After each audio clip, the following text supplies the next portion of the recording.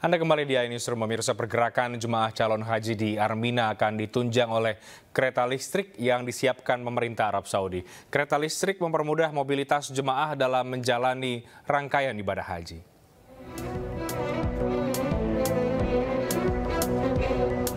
Saudi Arabia Railways telah menyiapkan kereta listrik Masyair untuk mobilitas jemaah haji di Arafah, Musdalifah, dan Mina selama puncak haji. Total terdapat 9 stasiun, yaitu 3 stasiun di Mina, 3 di Musdalifah, dan 3 stasiun di Arafah. Selama 7 hari, rute kereta akan menyesuaikan pergerakan ritual rangkaian ibadah haji. Basically, and each train takes up to 3,000 passengers per each train. Then we have, as we said, 17 trains. We have also another unique thing about the operation is the movements. We have 5 different movements during those 7 days. Seluruh petugas dan infrastruktur sudah dipersiapkan matang sebelum musim haji agar dapat melayani jemaah haji dengan maksimal. Ya pemirsa, saya merasa nyaman menaiki kereta ini walaupun kecepatan maksimalnya 80 km per jam. Di luar cuaca suhu berada di 40 atau 41 derajat Celcius, namun di sini saya tidak begitu merasakannya karena AC-nya cukup dingin, jadi saya sangat merasa nyaman. Mudah-mudahan jemaah haji yang menaiki kereta ini untuk menuju tempat-tempat suci dalam rangkaian ibadah juga akan merasa nyaman ya.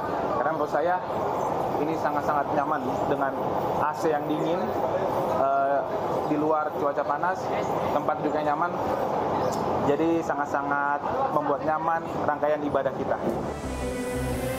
Kereta ini hanya beroperasi selama musim haji saja dan bisa dinaiki secara gratis bagi jemaah yang telah mendaftar dalam paket hajinya. Sementara yang tidak mendaftar dikenakan biaya tiket. Dari Mina, Arab Saudi, Dedi Prasetya Sitem, Endang Gunawan, iNews melaporkan.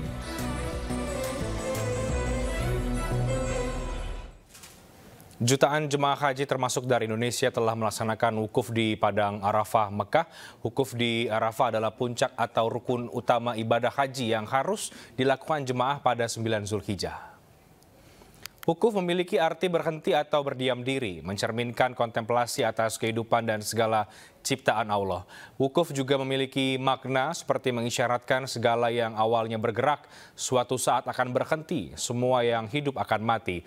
Oleh karena itu, jemaah haji dianjurkan banyak berdoa, memohon ampunan, dan melakukan introspeksi atas segala perbuatan yang pernah dilakukan.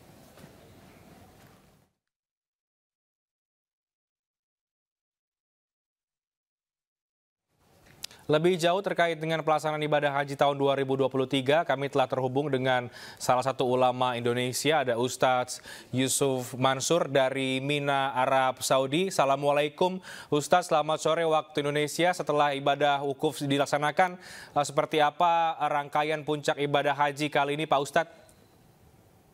Baik, Waalaikumsalam warahmatullahi wabarakatuh.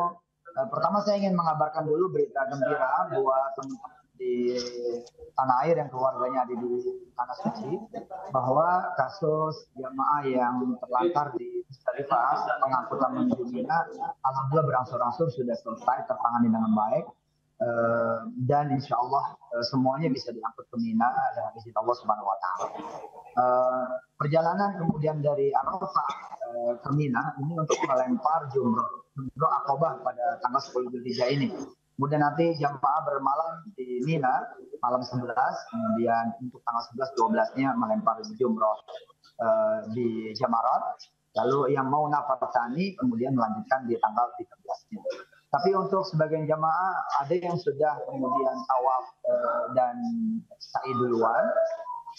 Lalu kemudian tahallul, untuk tahallul bisa setelah melaksanakan 2 dari 3 rukun. Misalkan dia udah tawaf, sa'i, ya tinggal tahallul. Insya Allah mudah-mudahan semua jamaah dalam keadaan happy, senang. Kemarin juga di Arafah relatif saya pantau dengan teman-teman media, keadaannya baik, keadaannya terlayani, sisi kesehatan juga insya Allah mudah-mudahan benar-benar bisa dijaga oleh teman-teman petugas, insya Allah. Ya Mas Rehan. Baik. Demikian Mas Rehan. Baik, Pak Ustadz, ini jelang Idul Adha besok, mungkin bisa sekaligus dijelaskan ya tentang bagaimana sesungguhnya makna berkurban, Pak Ustadz. Iya, Bismillahirrahmanirrahim. Jadi buat teman-teman yang berkurban kan ayatnya juga sangat hafal, ayat pendek sekali di Quran, di juz amma. Inna a'tainakal kautsar fasholli li rabbika wanhar inna syani'aka huwal abtar. Jadi kita dengan berkurban itu salah satunya supaya juga terhubung antara kita dengan Allah, antara kita dengan Rasulnya, dan antara kita dengan sesama manusia, dengan sesama umat. Kalau kemudian kita tidak mengadakan kesambungan itu, kita tidak kemudian melaksanakan ketaatan, kita tidak memiliki hubungan dengan Allah dan Rasulullah dengan sesama, maka yang disebut dalam Al-Quran tersebut surah Al-Kautsar, inna a'tainakal kautsar fasholli li rabbika wanhar inna syani'aka huwal abtar. Abtar itu artinya terputus gitu. Terputus rezekinya, terputus rahmatnya, terputus kasih sayang Allah, terputus ampunan Allah gitu. Jadi cara nyambunginnya ya kita ada ibadah yang ritual dan ada ibadah yang kemudian mahdoh, nah ada ibadah yang kemudian sosial.